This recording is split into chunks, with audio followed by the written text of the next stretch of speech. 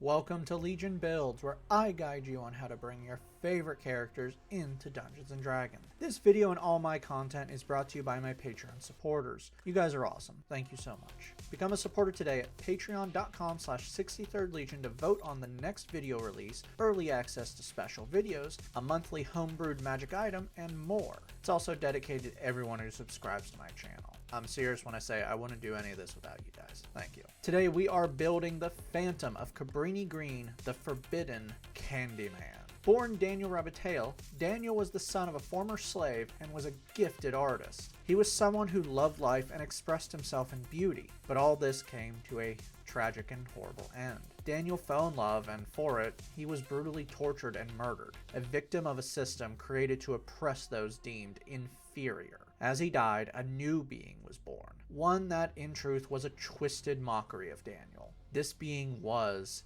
Candyman. Candyman is not a being of flesh, but a conceptual being, maintaining his own life force through fear of his story. As his legend grows, so do his powers. He is also the head what is now known as the Hive. Each member of the Hive has become part of Candyman, as each are a victim of the same system that brutalized him. But it is unknown if each member retains individuality or simply become part of him. Candyman as a being of concept has many different abilities that really defy reality. He can defy gravity, teleport to anyone, alter memories, hypnosis, and summon a swarm of bees that live within his body. He also possesses incredible strength and intellect, but being a being of thought, it's safe to say he can just do whatever he wants. For today's build, we'll be using the Player's Handbook, Xanathar's Guide to Everything, Tasha's Cauldron of Everything, and Van Richten's Guide to Ravenlaw. We're using standard point array to make things simpler for you should you roll for stats or use point buy, and we are multi-classing, so keep an eye on minimums. Thankfully, this isn't going to be a crazy multi-class with 3 or more minimums. Not gonna lie, the original Candyman build had 3 minimums to it before I realized I could simplify everything. We're gonna start things off with Dex at 15. I'd say you're stealthy, but let's face it, that is an understatement. People only know you're there because you want them to know you're there. Charisma will follow at 14. Your whole being is not only an extension of your will, but the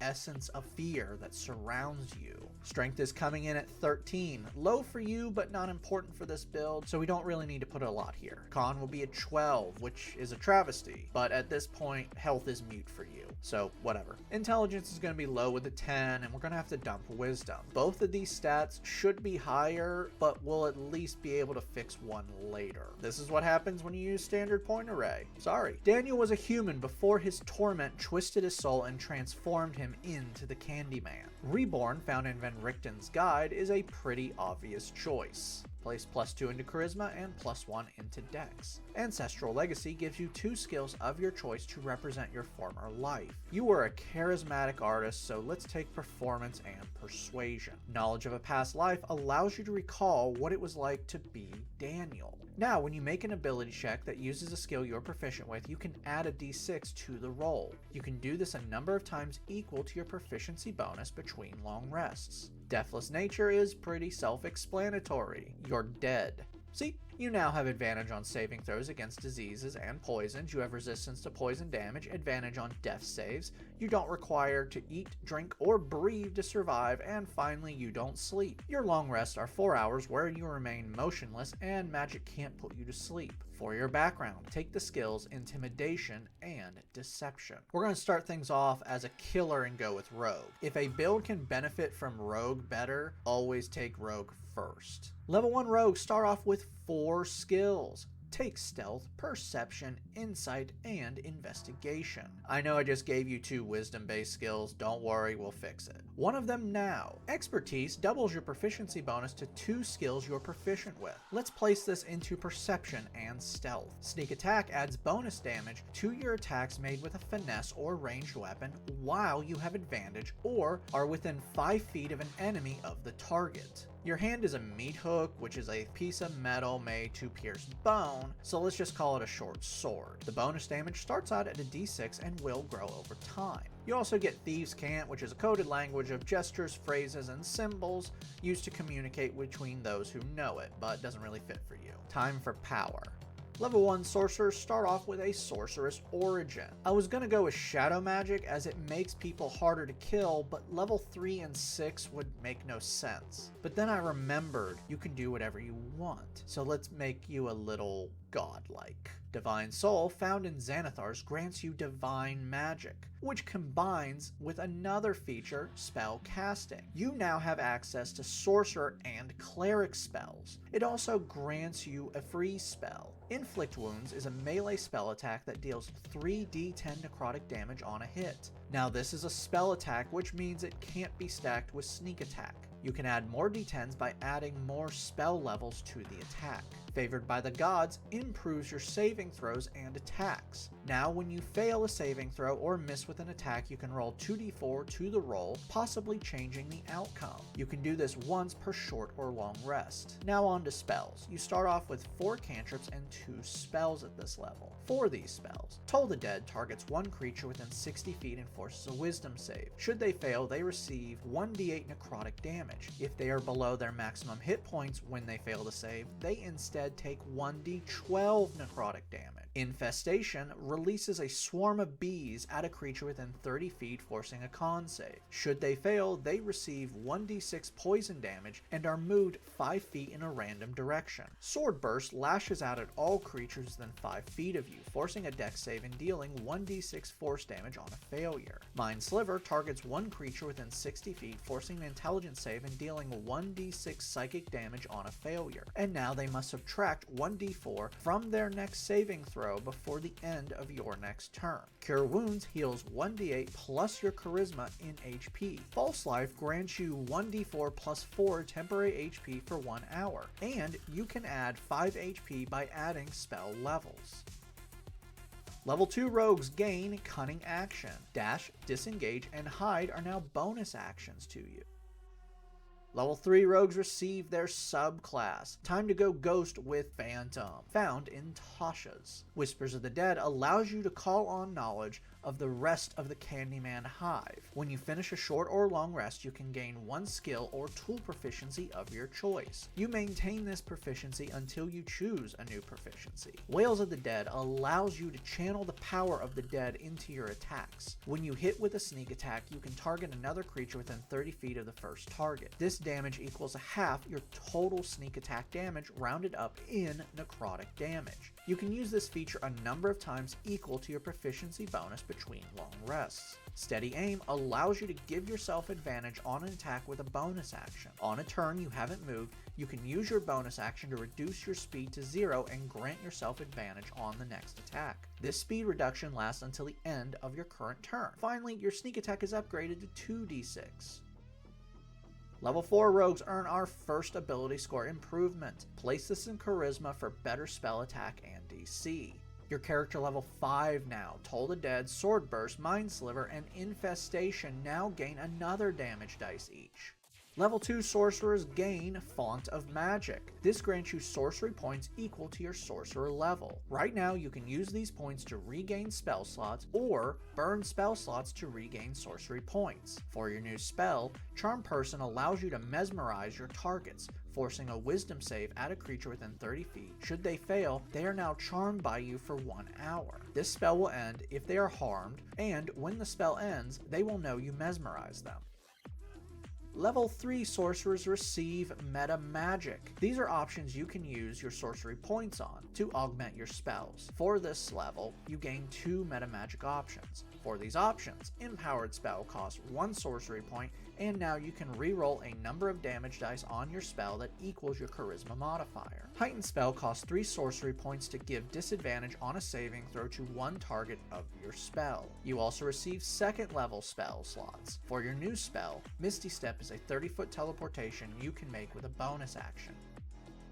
Level 4 sorcerers earn another ability score improvement. Let's cap off Charisma. For your new spell, Hold Person mesmerizes a humanoid within 60 feet, forcing a wisdom save. Should they fail, they are now paralyzed by you for 1 minute while you maintain this spell. You gain a new cantrip, choose what you want. You have access to some good ranged and melee spells here, so have fun and customize this build.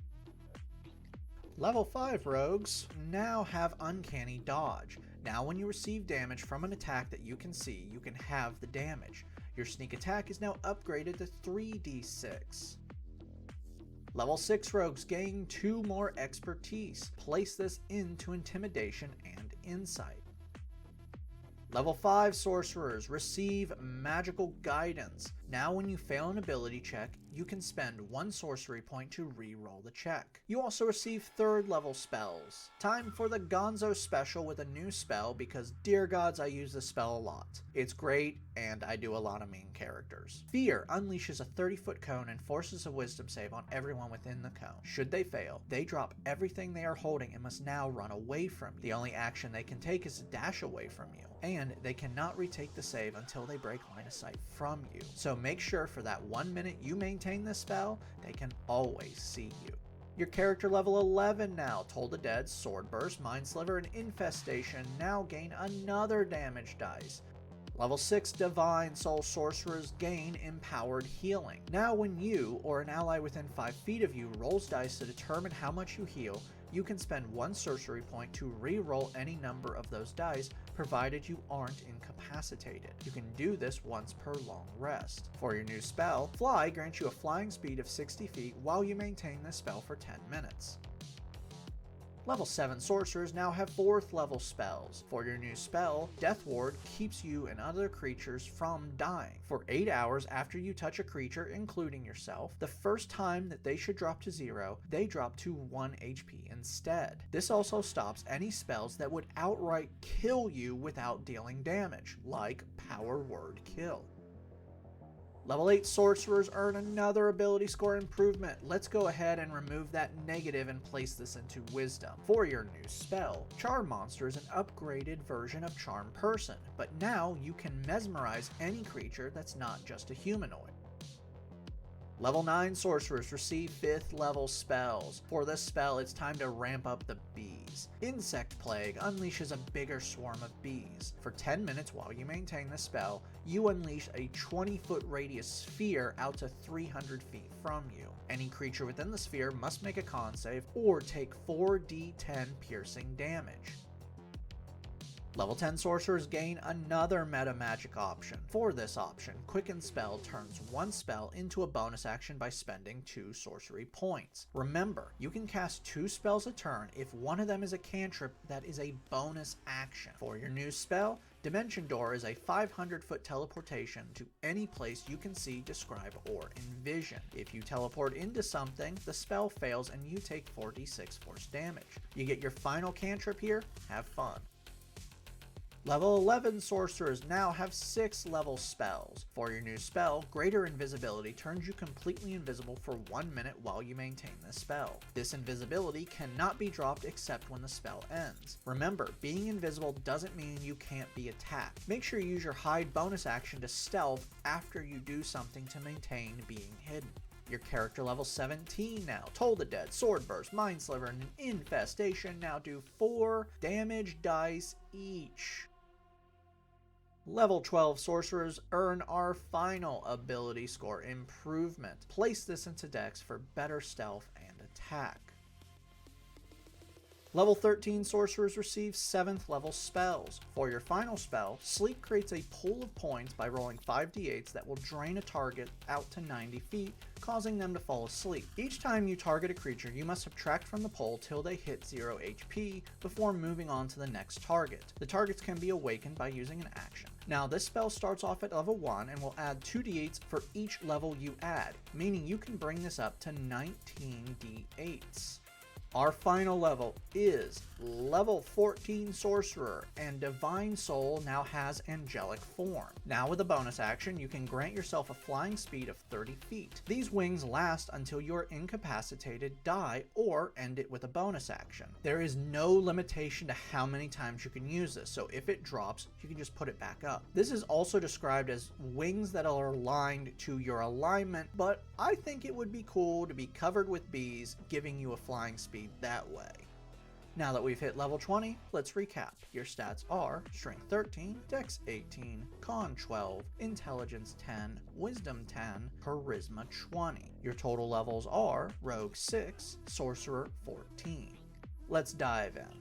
The best part about this build, in my opinion, is the ability to simply get wherever you want and get who you want. You can turn invisible, fly, teleport, but then on top of all that, you can mesmerize targets. With this mesmerization, you can paralyze them or charm the target to just walk up to them. Your damage is also great. Inflict wounds can deal 9d10 necrotic damage maxed out at 7th level, and Toll the Dead can deal 48 or 4d12 necrotic damage. You can unleash a swarm of bees to attack up to 4d6 poison damage with a cantrip, or 4d10 piercing damage with a spell slot. You also gain a new skill and can add dice to all your skill checks. Downside: for someone who can't die, your health is terrible. Taking the average, you're just over 100 HP, so Death Ward and False Life will have to be used. With this, you also have a con save that is only +1, so to maintain spells may be an issue. All this can be improved with rolling for stats, as this can free up ability score improvements. Your weapon attacks can't deal magical damage, but you have plenty of damage spells, and can easily get a magical weapon. This is a manipulator character. You can use all of your skills and abilities to maneuver your targets into where you want them to be, then unleash the terror that you so crave. Thank you for joining me today. I release a new build each week on YouTube and Spotify, so make sure to like and subscribe to not miss a single new character. Over on patreon.com/63rd Legion, you can now vote on next week's first new build. We have an evil battle going on. Who will it be? The Witch King, Davy Jones, Skeletor, or Voldemort?